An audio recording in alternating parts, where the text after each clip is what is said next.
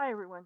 So we are on chapter 2 this week. And so the objectives for chapter 2 within the textbook is that you, after doing the chapter, you should understand the importance of teamwork in today's digital era workplace, and then explain how you can contribute positively to that. Discuss effective practices and technologies for planning and participating in face-to-face meetings and virtual meetings. Explain and apply active listening techniques. Understand how effective nonverbal communication can help you advance your career. And then the fifth objective, improve your competitive advantage by developing professionalism and business etiquette skills. So this recording for this week, the recordings this week are going to be 4. And so there's going to be a video recording for Objective 1, another one for Objective 2, another one for Objective 3. It's kind of lengthy. And then one that will cover 4 and 5. Okay, so let's just get going.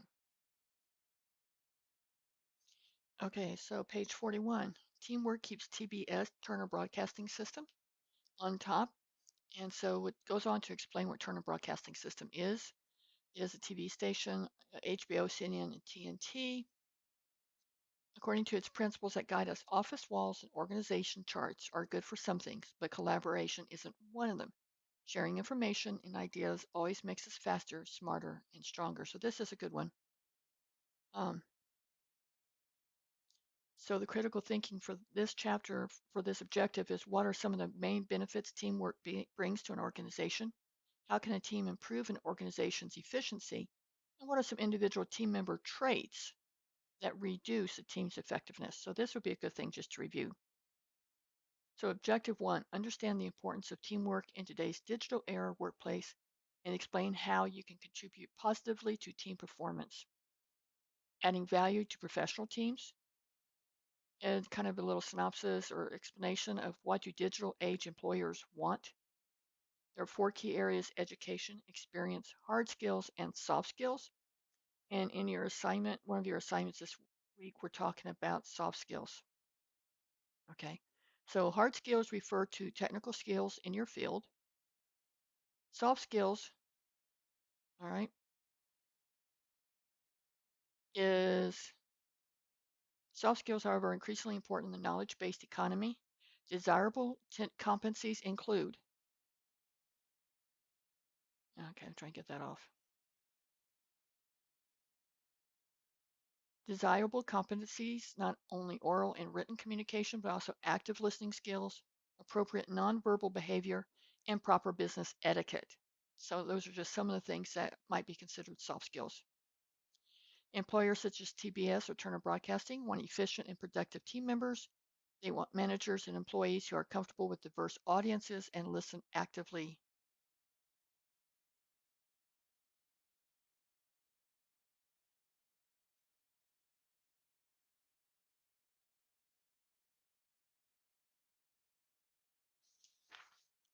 To customers and colleagues, you make eye contact, you have workplace manners. It says these all soft skills. They're immensely important. So you may want to consider this paragraph. So it would help you do some of your, I think it's the first question.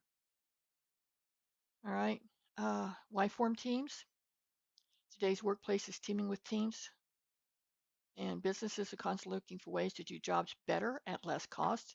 So better decisions, fast response for increased productivity.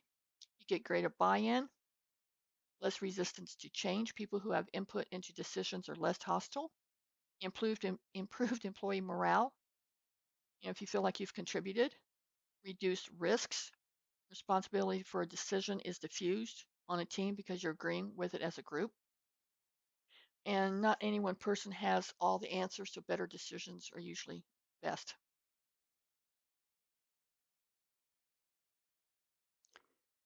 Geeks toil in solitude.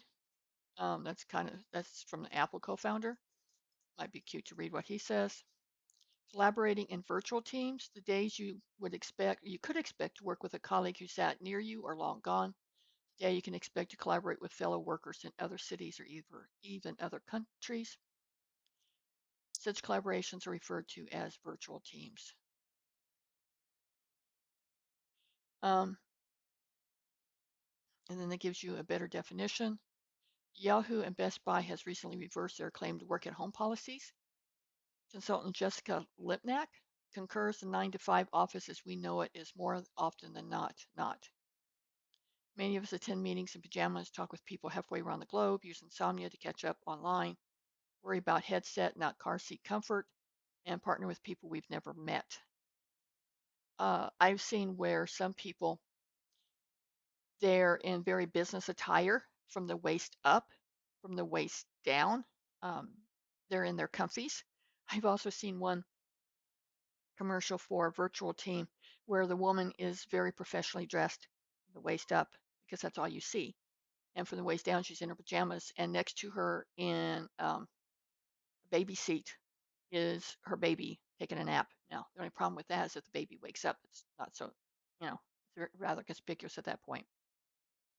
All right, so things are changing. Software Corporation SAP, headquartered in Waldorf, Germany, has established research and development centers in India, China, Israel, and the United States. So they have to meet virtually. Remote co-workers may be permanent employees from the same office or specialist. And here is a quote by Steve Jobs.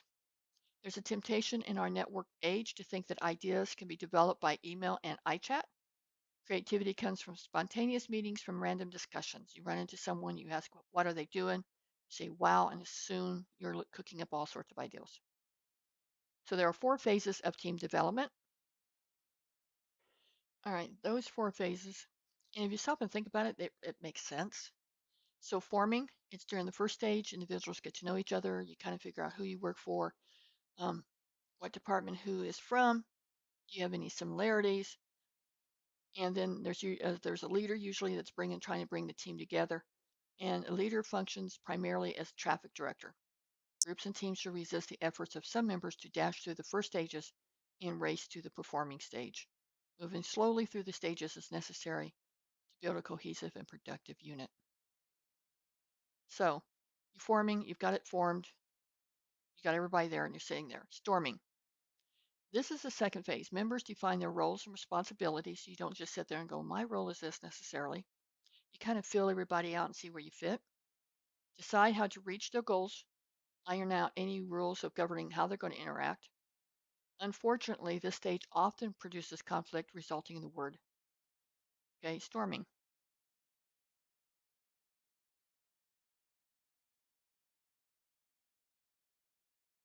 A good leader, however, should step in to set limits, control the chaos, and offer suggestions.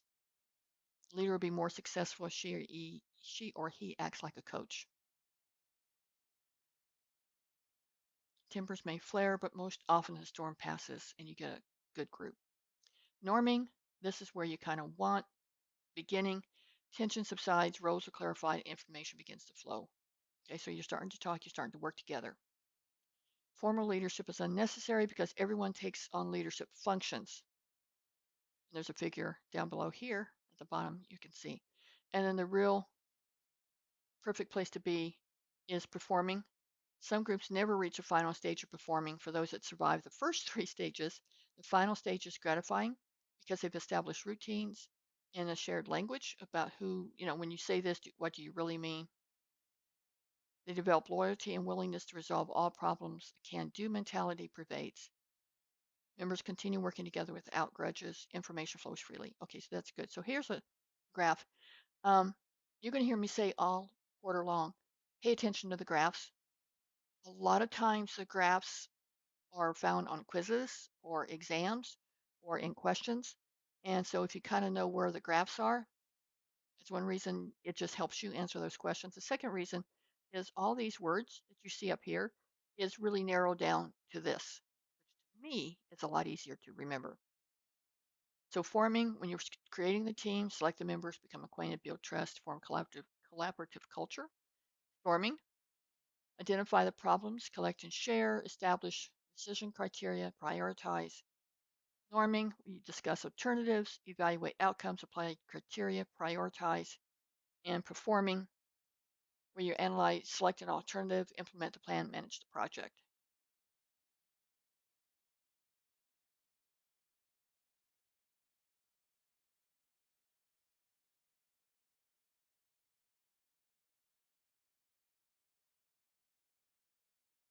Examining positive and negative team member traits. Everybody has their positives, everybody has their negatives.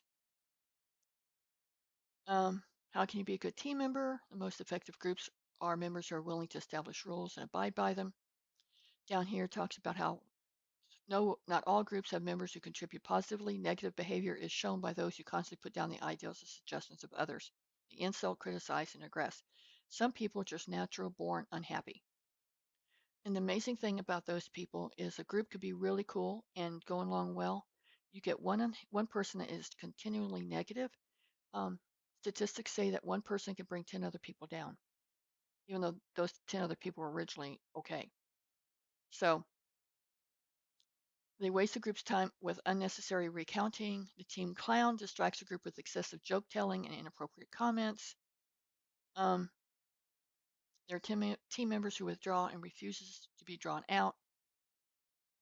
And to be productive and a welcome, be prepared to perform the positive tasks described in figure 2.2 and avoid the negative behavior. Combating groupthink. Remember, this is part of your discussion. That may help you. Team interaction. Successful teams smooth things over and may fall victim to groupthink. Several conditions can lead to groupthink. Team members with similar backgrounds, lack of systematic procedures, demand for quick decision, and a strong leader who favors a specific outcome. Symptoms include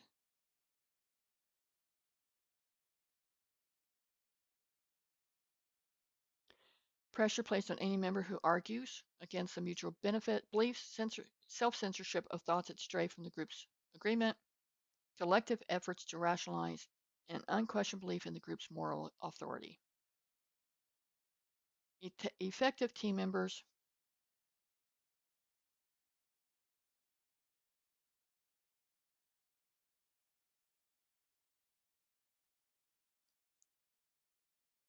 Effective teams avoid groupthink by striving for team diversity in age, gender, background, experience, and training. So if you're in charge of picking a group, you need to pay attention to having a mixture in age, gender, different backgrounds, different experience and training. Now here's that figure 2.2 that they refer to. Here's positive group behaviors over here and negative group behaviors over here. So if you're on a team and a group, you want to try and encourage these, even though you're not the leader, your attitude will come through. And if you have anyone that's doing this, or if you're doing this, um, try to switch from doing things on the right to more doing things on the left.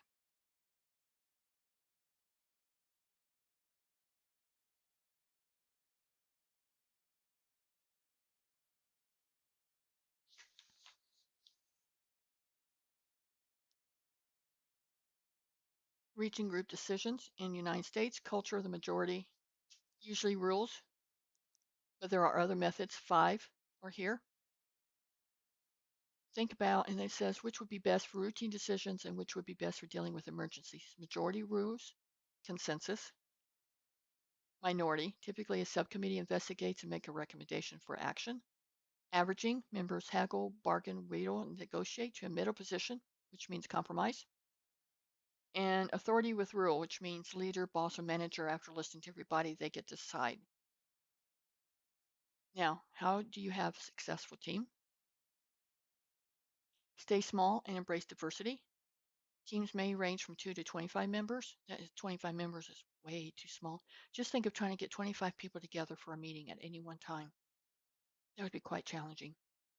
Although 4 to 5 is optimal for many projects, when I organize groups or teams of manufacturers, my goal was to have 4 or 5. I would invite 7 or 8 because even though 7 or 8 would agree to the meeting, when it actually came the day of the meeting and everybody's sitting down, I guarantee you at least 2 would probably not show up. So I end up with 6 because they may have had something come up at the plant.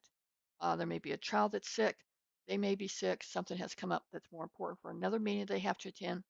So if you want 4 or 5 and you want 4 or 5 to be there in your meeting, you don't ask just 4 or 5. You're going to ask 7 or 8 because invariably you get enough. You have a couple that can't make it that day, even though they thought they could. And so then you have your number that you need. Teams smaller than 10 members tend to agree. For the most creative decisions, teams generally have male and female members of different age, ethnicity, social background, training, and experience. And that's what the other page said. Agree on your purpose. Everybody has to be sure why they're on team and what the mission of the team is. If you don't know the mission of the team, then nobody's going to understand what they're doing. And there's a comment down here about the Canadian Coast Guard and the Great Lakes.